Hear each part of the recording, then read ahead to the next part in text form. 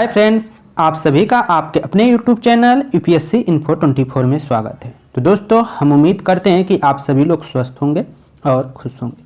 Friends, ये जो video है पीजीटी नागरिक शास्त्र का भाग 181 है। तो अगर आप TGT, PGT, LT grade, GIC और केवीएस एग्जाम की तैयारी कर रहे हैं तो ये वीडियो आपके लिए है। दोस्तों, आज का वीडियो स्टार्ट करते हैं जो 81 नंबर क्वेश्चन से शुरू हो रहा है। क्वेश्चन है फ्रेंड्स, किसका विश्वास था कि प्रेम ही सत्य है और सत्य ही ईश्वर है? किसका विश्वास था कि प्रेम ही सत्य है और सत्य ही ईश्वर है? ऑप्शन ए है मनु, ऑप्शन बी है कौटिल्य, ऑप्शन सी है अंबेडकर, ऑप्शन डी है महात्मा गांधी। तो आंसर हो जाएगा महात्मा गांधी जी। ठीक है, महात्मा गांधी जी ने कहा था कि प्रेम ही सत्य है और सत्य ही ईश्वर है। एक कोटेशन महात्मा गांधी का है। व्याख्या देख लीजिए। गांधी जी का विश्वास था कि प्रेम ही सत्य है और सत्य ही ईश्वर है। जबकि महात्मा गांधी जी से पूछा गया कि ईश्वर क्या है तो उन्होंने नेति नेति नहीं कहा, उन्होंने सहज तथा बोधगम उत्तर दिया कि सत्य ही ईश्वर है। ईश्वर सत्य के अतिरिक्त और कुछ नहीं हो सकता, क्योंकि जो ईश्वर है सब जगह विद्यमान है। उनका कथन था कि ईश्वर जो है वही सत्य है और सत्य ही क्या है? ईश्वर है। और ईश्वर जो है वो सब जगह विद्यमान है, ऐसा उनका कोटेशन था गांधी जी का। आगे देखते हैं 82 नंबर क्वेश्चन। निम्नलिखित में से किसने क्रिप्स प्रस्ताव को पोस्ट डेटेड चेक कहा था? निम्नलिखित में से किसने क्रिप्स प्रस्ताव को पोस्ट डेटेड चेक कहा था? ऑप्शन ए है जवाहरलाल नेहरू, ऑप्शन बी है एम.के. गांधी, ऑप्शन सी है बी.आर. अम्बेडकर, ऑप्शन डी है सी रहमत अली। आंसर हो जाएगा दोस्तों बी एम.के. गांधी। महात्मा गांधी ने कहा था क्रिप्स प्रस्ताव को पोस्ट डेटेड चेक। व्याख्या देख लीजिए। द्वितीय विश्व युद्ध में मित्र राष्ट्रों की ओर से हो रही कमजोर स्थिति के कारण ब्रिटेन पर इस बात का दबाव पड़ने लगा कि भारत के साथ न्यायपूर्ण व्यवहार करे। इसी के तहत स्टैफोर्ड क्रिप्स ने 22 मार्च 1942 को भारत पहुंचकर प्रस्ताव प्रस्तुत किया। तो जो क्रिप्स मिशन था वो कब आया था? तो 22 मार्च 1942 में भारत आया था। ठीक है, गांधी जी ने क्रिप्स प्रस्ताव को उत्तरातिथि चेक, पोस्ट डेटेड चेक कहा है। तो इस कोटेशन को याद रखिएगा, ये बार बार पेपर में पूछा जाता है। 83 नंबर क्वेश्चन है, भारतीय संविधान का कौन सा अनुच्छेद संसद को राज्य सूची के किसी विषय पर विधि निर्माण करने की शक्ति प्रदान करता है? भारतीय संविधान का कौन सा अनुच्छेद संसद को राज्य सूची, संघ सूची नहीं, राज्य सूची के किसी भी विषय पर विधि निर्माण करने की शक्ति प्रदान करता है? वो कौन सा अनुच्छेद है? ये बताना है कि संसद राज्य सूची पे विषय मतलब राज्य सूची के विषय पर नियम बना सकता है। ऑप्शन एक है अनुच्छेद 115, ऑप्शन बी है अनुच्छेद 116, ऑप्शन सी है अनुच्छेद 226, ऑप्शन डी है अनुच्छेद 249। तो आंसर आपका डी सही हो जाएगा। अनुच्छेद 249 जो है वो संसद को राज्य सूची के विषय पर विधि निर्माण करने की शक्ति प्रदान करता है। व्याख्या देख लीजिए। संविधान के अनुच्छेद 249 के तहत यदि राज्यसभा अपने उपस्थित और मतदान करने वाले सदस्यों के 2/3 बहुमत से प्रस्ताव पारित कर दे तो संसद को राष्ट्र हित के मुद्दे पर भारत के किसी भाग के लिए विधि बनाने का अधिकार होगा कि राज्य सूची का आमुख्य विषय राष्ट्र हित का विषय है। अगर राज्यसभा जो है किसी भी अपने सदन के जो है 2/3 बहुमत से अगर यह प्रस्ताव पारित कर दे कि कोई चीज़ है जो नियम जो राज्य का विषय है वो राज्य का विषय राष्ट्र हित से संबंधित है तो उस पर नियम बनाया जा सकता है संसद द्वारा। ये जो कहा गया है 249 में है। आगे देखते हैं 84 नंबर क्वेश्चन। भारतीय संविधान का किस भाग में नागरिकों को मौलिक कर्तव्य दिए गए हैं? भारतीय संविधान के किस भाग में नागरिकों को मौलिक कर्तव्य दिए गए हैं?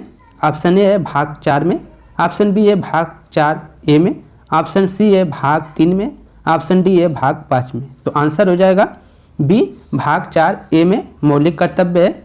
इसको याद रखिएगा। व्याख्या देख लीजिए। भारतीय संविधान के भाग 4A में नागरिकों के मौलिक कर्तव्यों का उल्लेख है। 42वें संविधान संशोधन द्वारा इस संविधान में जोड़ा गया। भारतीय संविधान के जो 42वां संविधान संशोधन है उसके द्वारा इसे क्या है, संविधान में जोड़ा गया।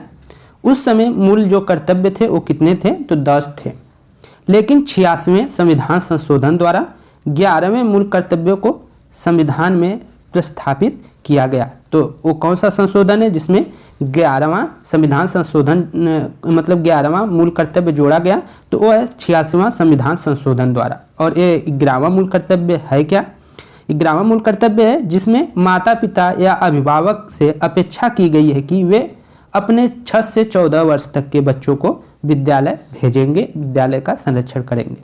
आगे देखते हैं 85 नंबर क्वेश्चन है, निम्न चिंतकों में से किसने राजनीतिक विज्ञान को प्रमुख कहा है। राजनीतिक विज्ञान को प्रमुख मास्टर साइंस कहा है, किसने कहा है ये बताना है। ऑप्शन ए है प्लेटो ने, ऑप्शन बी है अरस्तु ने, ऑप्शन सी है पॉल जेनेट ने, ऑप्शन डी है लास्की ने। तो किसने कहा है दोस्तों, तो आंसर आपका बी सही हो जाएगा, अरस्तु ने यह कथन कहा है। व्याख्या देख लीजिए, अरस्तु राजनीतिक विज्ञान को न केवल स्वतंत्र विज्ञान का स्वरूप वरना सर्वोच्च विज्ञान की स्थिति प्रदान करता है। अरस्तु राजनीतिक विज्ञान को न केवल स्वतंत्र विज्ञान का रूप वरना सर्वोच्च विज्ञान की स्थिति प्रदान करता है। अरस्तु अर्थशास्त्र को घरेलू भलाई का शास्त्र कहता है। अरस्तु जो हैं वो अर्थशास्त्र को घरेलू भलाई का शास्त्र कहते हैं, लेकिन राजनीतिक शास्त्र के संबंध में उनका कथन है कि यह समस्त मानव समाज के कल्याण का प्रतिपादन करने वाला शास्त्र या सर्वोच्च विज्ञान है। तो एक कोटेशन है, इसको आप नोट कर लीजिए।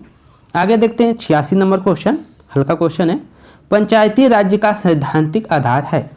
पंचायती राज्य का सैद्धांतिक आधार किस प्रकार का है।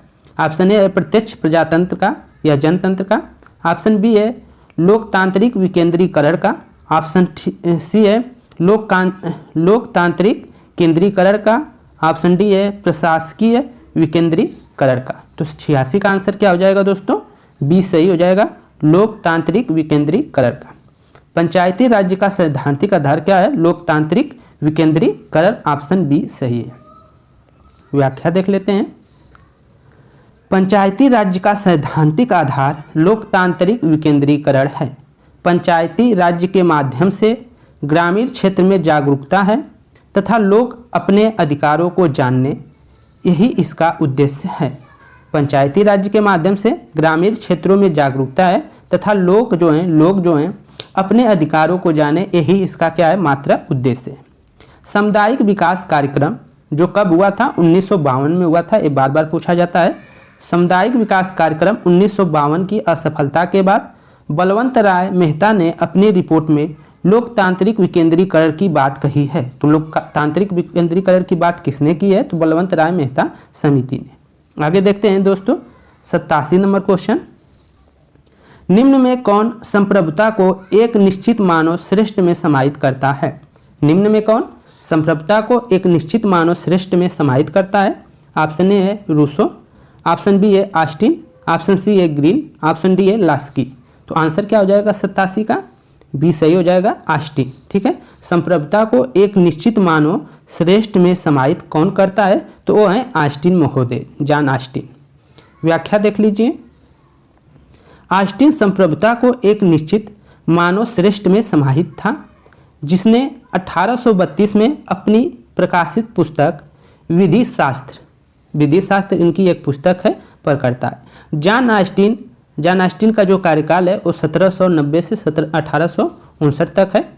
जॉन ऑस्टिन इंग्लैंड का विधि शास्त्री व्याख्यान में संप्रभुता के सिद्धांत का प्रतिपादन किया था। तो कब किए थे ये, तो विधि शास्त्री उन्होंने इंग्लैंड में मतलब एक भाषण दिया था, व्याख्यान दिए थे विधि शास्त्र पर, उसी पर उन्होंने संप्रभुता सिद्धांत का क्या किया, प्रतिपादन किया। आगे देखते हैं 88 नंबर क्वेश्चन, संविधान का अनुच्छेद 38 प्रदान करता है। भारतीय संविधान का अनुच्छेद 38 प्रदान करता है, क्या प्रदान करता है ये बताना है। ऑप्शन ए है संरक्षण, ऑप्शन बी है आर्थिक क्रियाकलाप, ऑप्शन सी है सामाजिक क्रियाकलाप, ऑप्शन डी है कल्याणकारी राज्य। तो इसका आंसर क्या हो जाएगा दोस्तों, ऑप्शन डी आपका सही हो जाएगा, कल्याणकारी राज्य। व्याख्या देख लेते हैं। भारतीय संविधान का अनुच्छेद 38 लोक कल्याणकारी राज्य से संबंधित है। अनुच्छेद 38 किससे संबंधित है? तो लोक कल्याणकारी राज्य से संबंधित है। इसमें राज्य से अपेक्षा की गई है कि वह अपने नागरिकों के लिए ऐसी व्यवस्था करे जिससे उनकी सामाजिक, आर्थिक और राजनीतिक न्याय सुनिश्चित हो सके, जिसे लोक कल्याण की अभिवृद्धि भी हो, जिससे क्या हो, लोक कल्याण, लोगों की कल्याण की क्या हो, अभिवृद्धि हो, मतलब उसमें बढ़ावा मिले, उनको प्रोत्साहन मिले। आगे देखते हैं 89 नंबर क्वेश्चन। निम्न में से कौन भारत का प्रथम और अंतिम गवर्नर था? यहाँ पे भारतीय भी हो सकता है। भारत का प्रथम और अंतिम गवर्नर जनरल था, ये पूछा है दोस्तों। ऑप्शन ए है डॉक्टर सच्चिदानंद सिन्हा, ऑप्शन बी है doctor Rajendra Prasad, option C है एन जिन्ना, ऑप्शन डी है सी राजागोपालाचारी। तो आंसर आपका डी के साथ जाएगा। सी राजागोपालाचारी जो थे वो भारत के अंतिम और प्रथम भारतीय गवर्नर जनरल थे, इसको याद रखेंगे। व्याख्या देख लेते हैं। 1947 में देश के आज़ाद होने के बाद माउंटबेटन भारत के गवर्नर जनरल थे, और ये पहले स्वतंत्रता के बाद प्रथम पूछा जाएगा, प्रथम अंग्रेजी गवर्नर जनरल, तो वो थे माउंटबेटन ही थे, क्योंकि ये प्रथम भी होंगे स्वतंत्रता के बाद और अंग्रेज अंतिम भी होंगे। और ठीक है, और प्रथम बस पूछा जाए कि प्रथम कौन थे भारतीय, तो उस समय राजगोपालाचारी और अंतिम भी वही थे। 21 जून 1948 को त्यागपत्र दे दिया। तब उसी दिन चक्रवर्ती राजगोपालाचारी को भारत का गवर्नर जनरल बनाया गया, जिसका कार्यकाल 26 जनवरी 1950 तक चला, और वे भारत के प्रथम भारतीय और अंतिम गवर्नर जनरल थे। तो इस कोटेशन को याद रखिएगा। स्वतंत्रता के बाद अगर पहला गवर्नर जनरल बस पूछे अंग्रेज, तो वो माउंटबेटन थे, और अंग्रेज अंतिम भी वही थे। लेकिन प्रथम भारतीय पूछे तो आप बताएंगे कौन? तो राजा गोपालाचारी, और अंतिम भी यही थे। आगे देखते हैं 90 नंबर क्वेश्चन। यूनानी नगर राज्य का आधुनिक नाम क्या था या क्या है?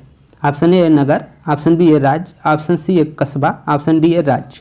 तो आंसर हो जाएगा राज्य। ठीक है, यूनानी नगर राज्य का आधुनिक नाम क्या है? तो वो हो जाएगा डी राज्य। व्याख्या देख लीजिए। यूनानी नगर राज्य का आधुनिक नाम राज्य है।